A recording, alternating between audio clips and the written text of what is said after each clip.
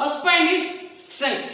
Okay, when we are designing, we have to consider strength. That is important.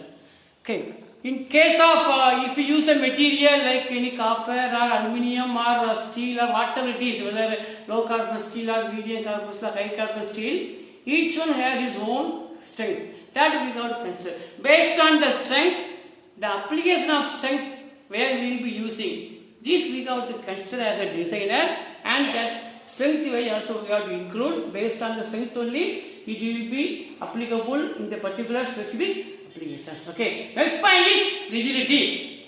Rigidity is another design factor. That also we have to consider the strength. Rigidity when we go for analyzing in the software. That is, if I use if forces of if a pressure of some 50 megapascal. In case if it is accepted only some 48 means we cannot go for 50. Like that we have to design the variation, how much will it accept the rigidity value, strength value we have to consider in case of our design. Next point is wear resistance. Wear is very important because when two components come and join together, the wear will be formed. That material which we will be using should be having a wear resistance. Okay, that also we have to consider designing based on the material which will be wear resistance very high, that we have to use. Okay, next point is minimum dimensions and weight. As far as considering design, we have to use minimum dimension, it will be very good, and also weight wise it should be less. If it is weight less means loading, unloading, this will be very simple. That also we have to consider in case of our design. Next point is safety. That is important. Safety also we have to consider part of design when we go for the designing analysis. Everywhere we have to consider. Okay. Next point is reliability. The material should be reliability. If I am going to use for 50 years, it should be reliable, and also even after 50 years time, it should be reliable, because based on the reliability only the purchaser or the customer will look for it. Okay, so reliability we have to consider. That it depends also the properties like mechanical, thermal, physical. These properties should be considered designing the particular part in a machinery. Okay. Next point is cost. Cost is also we have to consider. Based on the lower level cost, it will be good enough to have a customer satisfaction. Okay. Next topic is classification of machine designs. You see here we have adaptive design, development design, then new design, industrial design, optimum design, CAD. Okay.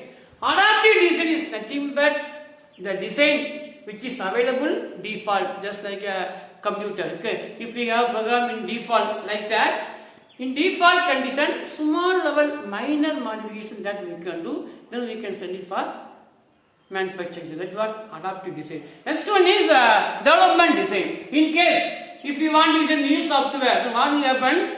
The particular designer will be sent to the nearby factories or nearby training center to have an idea about particular software, particular design principle. Then he will come and he will do the modification in the existing design, and he will send it for further manufacturing. That is what developmental design. Development normally we get only based on the training whatever we will be attending. Next one is new design. New design is nothing but that is entirely new. That is just like a research. Okay, I tell you one example. As a mechanical engineer, we have radiator. Radiator is a heat exchanger. Okay, normally we use water in radiator.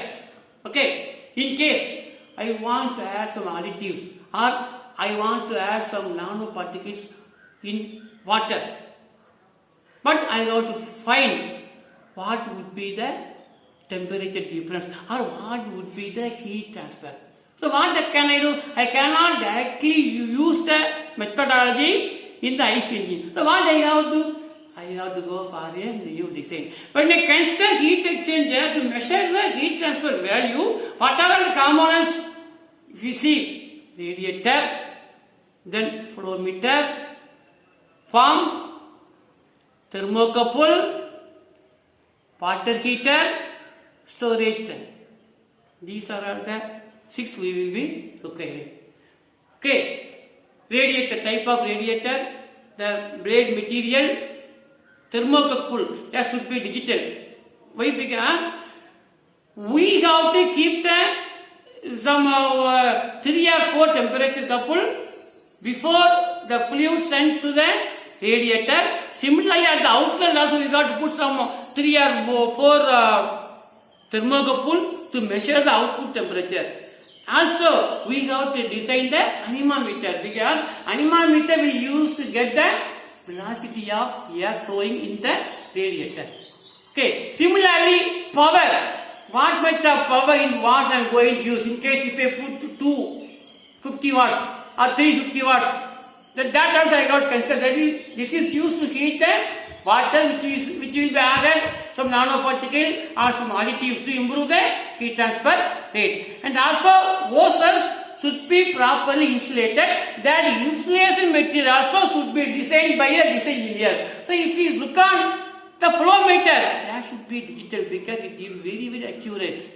For pump also we got considered. So lot of things we need to consider if we want to improve the heat transfer of a heat exchanger by applying or by adding additives, either additives or nanoparticles. So this is completely, this is what I have to do. I have to make the drawing of each component, what will be the specification, what will be the dimension, what will be the size, what will be the tolerance, everything I have to do.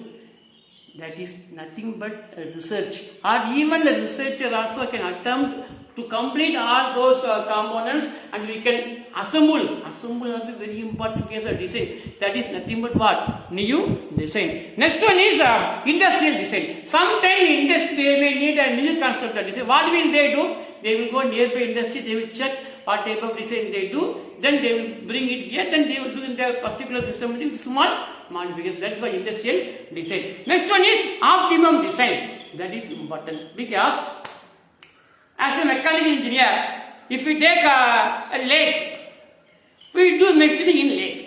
Okay, what would be my final expectation? I will be expecting a component which will have good surface finish or which will have minimum surface roughness value. If you want to machine a component with good surface, there are 3 important factors. Okay, one is cutting speed, second depth of cut, third feed rate. By varying these 3 factors, we can get a good surface finish output material, and also we can give the cutting speed by varying some 500, 1000, 1500. Similarly, depth of cut I can vary 0.5 mm, 1 mm, 1.5 mm. And also we have some software to analyze the variation of depth of cut. That is Box-Pangan design. We have Taguchi concept, we have orthogonal concept. Based on these values, we can get a very good surface finish. Because these also we got to consider in case of optimum design. Optimum design is nothing but which are all the factors will be having a minimum good value. Depends upon minimum or high.